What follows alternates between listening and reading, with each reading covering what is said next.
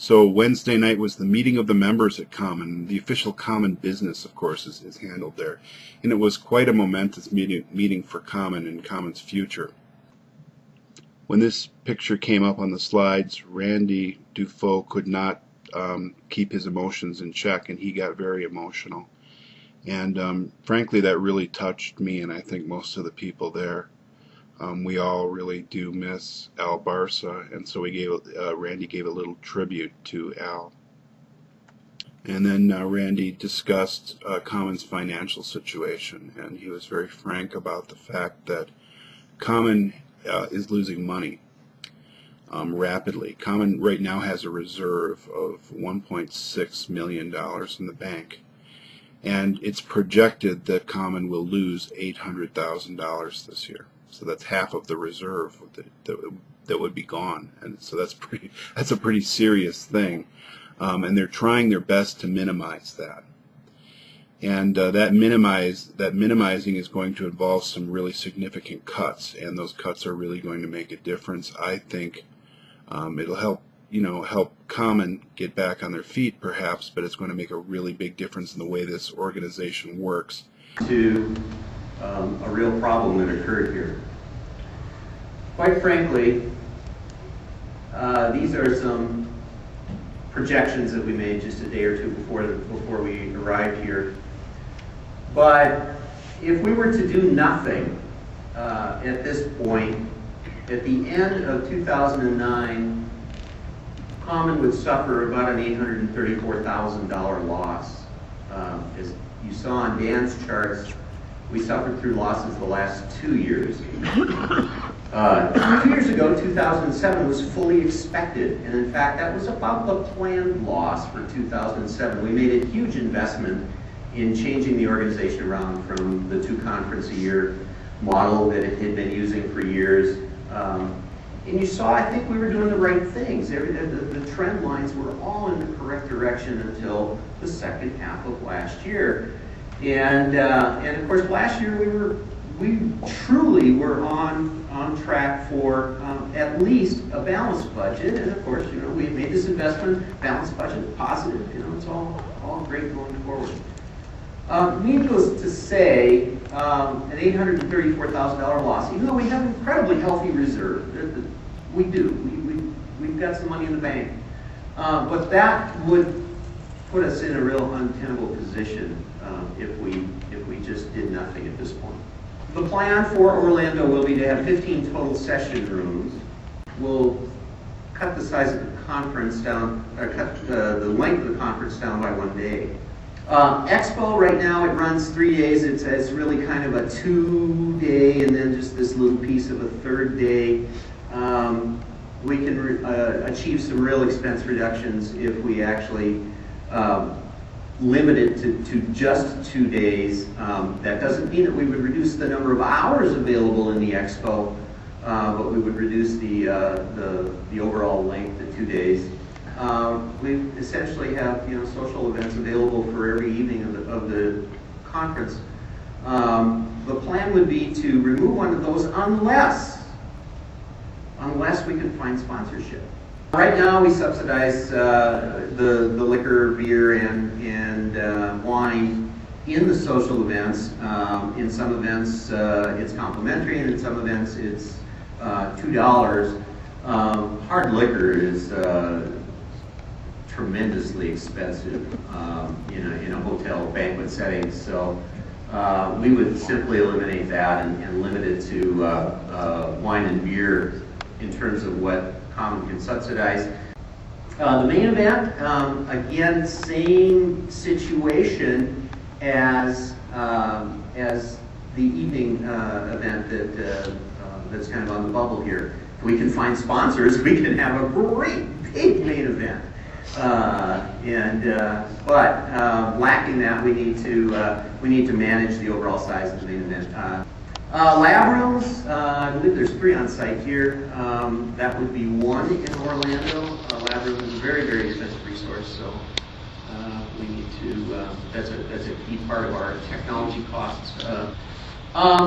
The other option, we're set for the Hilton Orlando next year. That's Contracts are signed, that's where we're going. But beyond that, we don't have any contracts yet for 2011 or 2012, and modify others. But there was a point in time where there were only 12 hotel facilities in all of North America that could fit this event. This gives us some more options. It also, keeps us away from convention centers, which tend to be the most expensive option when you're booking an event like this. The other thing is the guest program as it stands right now. It may seem expensive, but unfortunately it's also being subsidized. And I think that's just a matter of the guests getting together and understanding what their needs are and seeing what sort of program we can put together for them. Now this is hard because this is a huge legacy of Common, and many of you are volunteers, and you pour your heart into this organization, and you pour your heart into the community, and that has to continue. Common won't survive without it. But what we have to do, just to keep things above water here, is we're going to suspend the budgets for both the community networking and leadership and advocacy programs. Most of their budget was expended earlier in the year, so that doesn't necessarily mean a lot. There were some face-to-face meetings scheduled, and those face-to-face meetings just aren't going to be able to happen.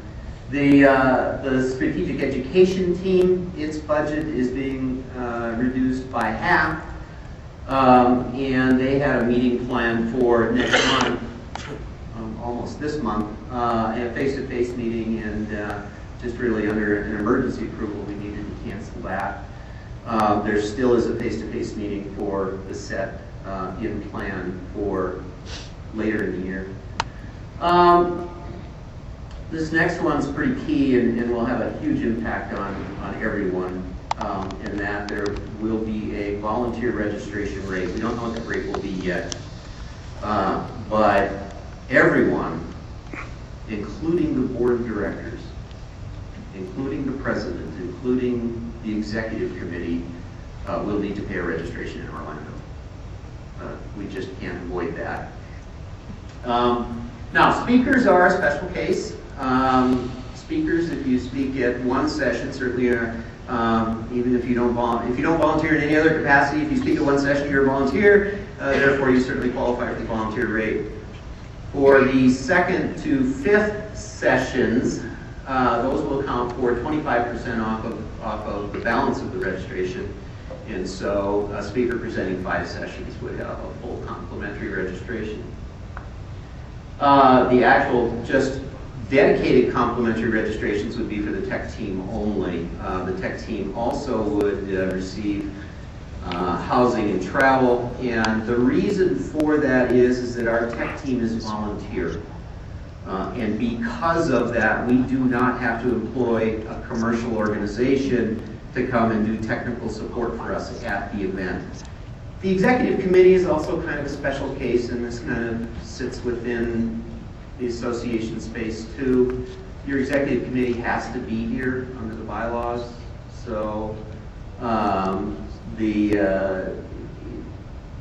in support of that, the executive committee would be granted 5 room nights. And traditionally, we have sent representatives, certainly to Common Europe. We're going to do our darndest to represent Common at the Common Europe event, but we need to find a very creative way to do that.